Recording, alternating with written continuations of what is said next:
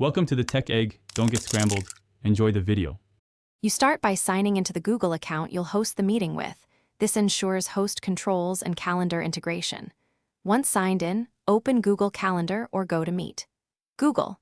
To begin. Create a new event or meeting now and enter the display name you prefer. This sets expectations for participants.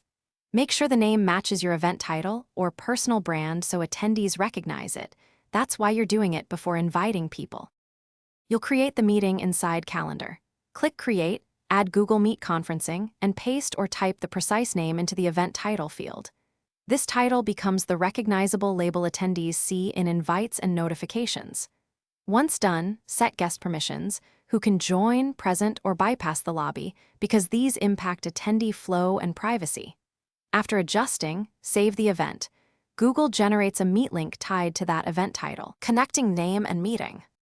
You now copy the meet link from the event details and paste it where attendees will find it: email, calendar invite, or chat.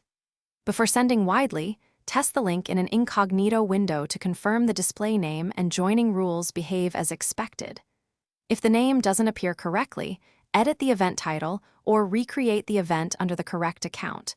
Make sure attendees use the link from that event. One tip: clear cache or reassign host if permissions act up. Thanks for watching. Consider subscribing if I helped unscramble your problems.